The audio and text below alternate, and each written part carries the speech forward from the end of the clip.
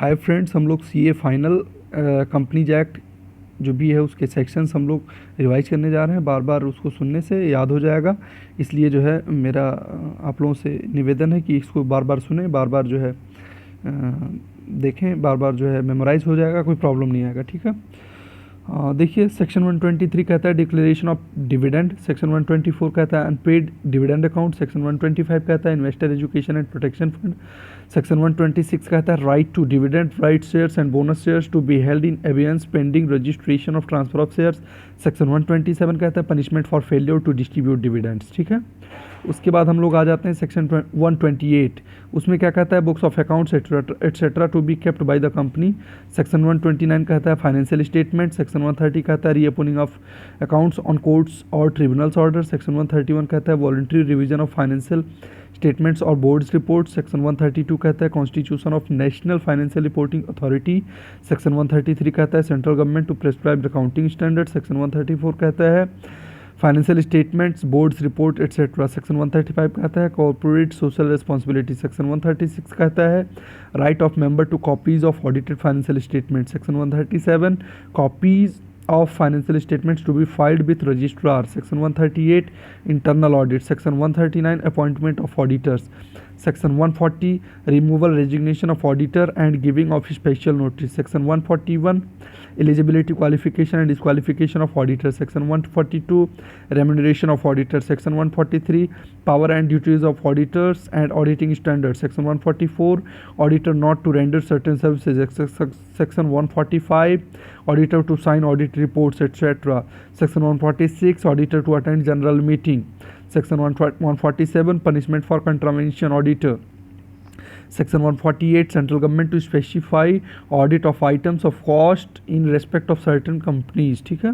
section 149 company to have board of directors, section 150 manner of selection of independent directors and maintenance of data bank of independent directors, section 151 appointment of directors selected by small shareholders, section 152 appointment of directors, section 153 application of allotment of director identification number, section 154 allotment of director identification number, section 155 prohibition to obtain more than one director identification number, section 156 director to intimate director identification number, section 157 company to inform director identification number to registrar, section 158 obligation to indicate director identification number, section 159 punishment for contravention, section 160 right of persons other than retiring director to stand for directorship, section 161 appointment of additional director, alternate director and nominee director, section 162 appointment of directors to be voted individually,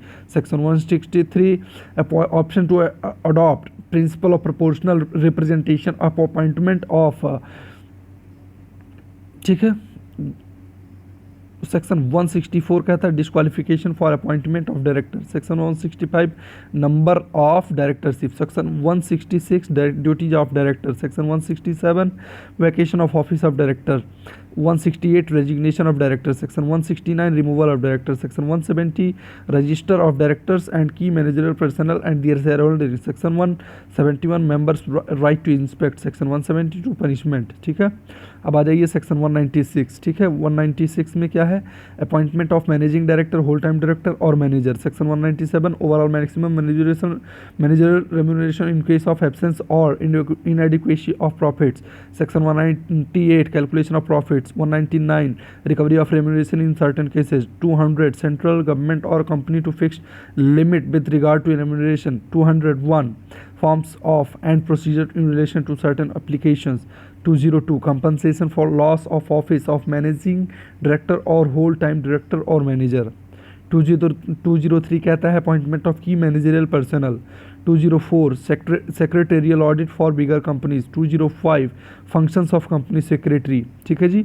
फिर उसके बाद आप आ जाइए meeting of board and its power, इसमें आ जाइए section 173 कहता है meetings of board, 174 quorum of meeting of board, 175 passing of resolution by circulation, 176 defects in appointment of director not to invalidate actions taken, 177 audit committee, 178 nomination remuneration committee and stakeholders, 179 power of board, 180 restrictions on power of board, 181 company to contribute to bona fide and charitable fund, 182 prohibition and restriction regarding political contribution, 183 power of board and other persons to make contribution to national defense fund, 184 disclosure of interest by director, 185 loan to director, 186 loan and investment by company, 187 investment of company to be held in its own name, 188 related party transactions, 189 register of contracts or arrangements in which director are interested, 190 contract of employment with managing or whole time directors, 191 payment to director for loss of office in etc. in connection with transfer of undertaking, property or shares, 192 restriction on non-cash transactions involving directors, 193 contract by one person company। उसके बाद inspection inquiry and inspection में आ जाइएगा। इसमें inspection inquiry and investigation, इसमें देख लीजिएगा क्या है। 206 power to call for information, inspect books and conduct inquiries. 207 conduct of inspection and inquiry, report on inspection made, ये 208। 209 में सर्च एंड सीजर। 210 में investigation and affairs of company. 211 establishments of serious fraud investigation office, SFIO, ठीक है। 212 में investigation into affairs of company by serious fraud investigation office. 213 investigation into companies affair in other cases. 214 security for payment of cost and expenses of investigations. 215 firm, body, corporate और association not to be appointed as inspectors. 216 क्या कहता है, investigation of ownership of company. 217 procedure, power etcetera of inspector. 218 protection of employees during inspection. 219 power of inspector to conduct investigation into affairs of related companies. 220 seizure of documents by inspector. 221 freezing of assets of company on inquiry and investigation. 222 imposition of restriction upon securities. 223 inspector's report. 224 sections to be taken in pursuance of inspector's report. 225 expenses of investigation. 226 voluntary winding of company etcetera not to disclose certain information. 227 legal advisers and bankers not to disclose certain information. 228 investigation etcetera of foreign companies. 229 penalty for furnishing false statement, mutilation, destruction of documents. उसके बाद compromise arrangements and अमलमेशन, इसमें देखिएगा क्या है, section 230 कहता है power to compromise और make arrangements with creditors and members. 231 power of tribunal to enforce compromise और arrangement. 232 merger and amalgamation of companies. 233 merger और amalgamation of certain companies. 234 merger or amalgamation of company with foreign company. 235 power to acquire share of shareholders dissenting from scheme or contract approved by majority. 236 purchase of minority shareholding. 237 power of central government to provide for amalgamation of companies in public interest. 238 registration of office or schemes involving transfer of shares. 239 preservation of books and papers of amalgamated companies. 240 liability of officers in respect of offences committed prior to merger, amalgamation etc. ठीक है, आगे हम लोग आ जाएं। Prevention of operation and mismanagement, इसमें देखिएगा 241 application to tribunal for relief in cases of operation. 242 power of tribunal. 243 consequence of termination or modification of certain agreements. 244 right to apply under section 241. 245 class action. 246 application of certain provisions to proceedings under section 241 or 245. section 247 valuation by registered valuers। उसके बाद removal of names of companies from ROC, इसमें देखिएगा 248 power of registrar to remove name of company from registrar of the company, register of companies. 249 restrictions on making application under section 248 in certain situation। 250 कहता है effect of company notified as dissolved. 251 fraudulent application for removal of name. 252 appeal to tribunal. Winding up में देखिएगा 270 modes of winding up. 271 circumstances in which company may be wound up by the tribunal. 272 petition for winding up. 273 power of tribunal. 274 directions for filing statement of affairs. 275 company liquidators and their appointments. 276 removal and replacement of liquidator. 277 intimation to company liquidator, provisional liquidator and registrar. 278 effect of winding up of order. 279 stays of suit etc. on winding up. 280 jurisdiction of tribunal. 281 submission of report by company liquidator. 282 directions of tribunal for report of company liquidator. 283 custody of company's properties. 284 promoters, directors etc. to cooperate with company's liquidator. 285 settlement of list of contributories and application of assets. 286 obligations of directors and managers. 287 advisory committee. 288 submission of periodical reports to tribunal. 289 power of tribunal on application for stay of winding up. 290 powers and duties of company liquidator. 291 provision of company assistance for company liquidator. 292 exercise and control of company liquidator's power. 293 books to be kept by company's liquidator.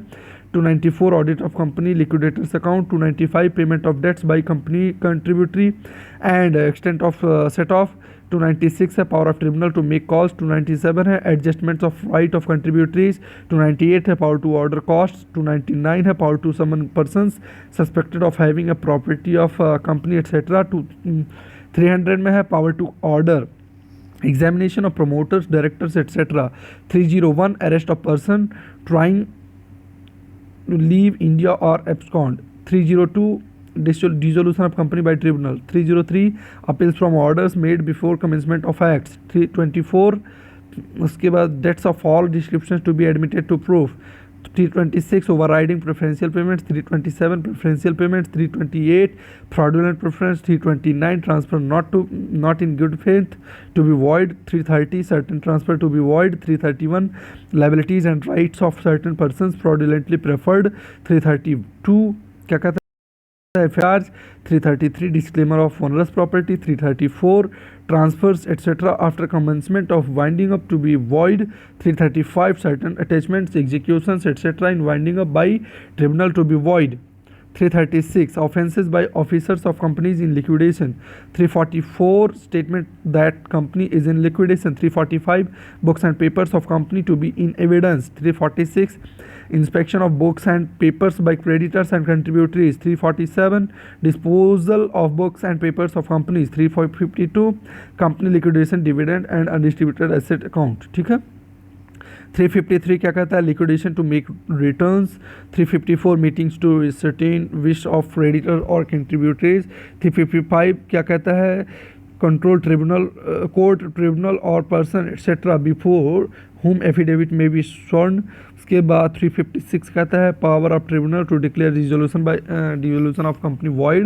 356 कहता है 357 क्या कहता है commencement of winding up by tribunal. 358 कहता है exclusion of certain time in computing period of liquidation.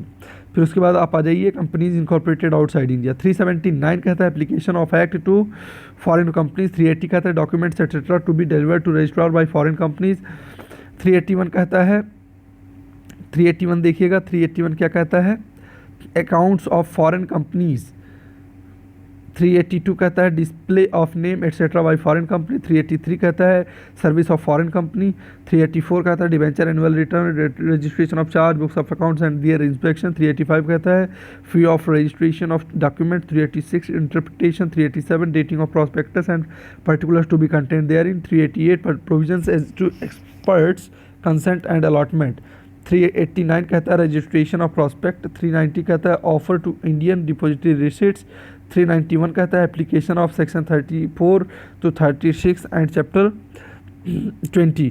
392 कहता है punishment for contravention. 303 कहता है companies failure to comply with provisions of this chapter not to affect validity of contracts, ठीक है। NCLT और NCLAT के बारे में हम लोग जो है जो भी सेक्शंस उसको देखते हैं, ठीक है। सेक्शन 407 डेफिनीशन है, 420 है ऑर्डर ऑफ ट्रिब्यूनल, 421 है appeal from order of tribunal, 422 क्या है expeditious disposal by tribunal and appellate tribunal, 423 appeal to supreme court, 424 procedure before tribunal and appellate tribunal, 425 power to punish for contempt, 426 delegation of power, 427 president, member, officer etc. to be public servant, 428 protection of action taken in good faith, 429 power to seek assistance of chief metropolitan magistrate, section 430 civil court not to have jurisdiction, 431 vacancy in tribunal or appellate tribunal not to invalidate acts or proceedings, section 432 right to illegal representation, section 433 limitation, 434 transfer of certain pending proceedings, 435 special court क्या कहता है establishment of special court, 436 कहता है offences tribal by special courts, 437 क्या कहता है appeal and revision, 438 कहता है application of court to proceeding before special court, 439 कहता है offences to be non cognizable, 440 कहता है ट्रांजिशनल प्रोविजंस, 442 कहता है मीडिएशन एंड कॉन्सिलिएशन पैनल, 443 कहता है power of central government to appoint company prosecutors, 444 कहता है अपील अगेंस्ट एक्विटल, 445 कहता है compensation for acquisition without reasonable clause, 446 कहता है एप्लीकेशन ऑफ फाइन्स, 446 ए कहता है factors for determining level of punishment, 446 B कहता है lesser penalties for 1% companies for और स्मॉल कंपनीज। मिसलेनियस प्रोविजन में देखिएगा सेक्शन नंबर 447 कहता है पनिशमेंट फॉर फ्रॉड, सेक्शन 450 कहता है punishment where no specific penalty और पनिशमेंट इज प्रोवाइडेड, सेक्शन 455 कहता है डॉर्मेंट कंपनी, ठीक है। आशा करता हूँ ये जो है छोटी सी जो है छोटा सा आप लोगों को जो मैंने पढ़ करके सुनाया है इसको आप जो है ध्यान से सुनिएगा, बार बार सुनिएगा और जिससे कि आपको जो है याद हो जाए, बार बार सुनने से याद हो जाएगा, तो ये जो है मुझे लगता है बेनिफिशियल रहेगा आप सब लोगों के लिए। Thank you so much.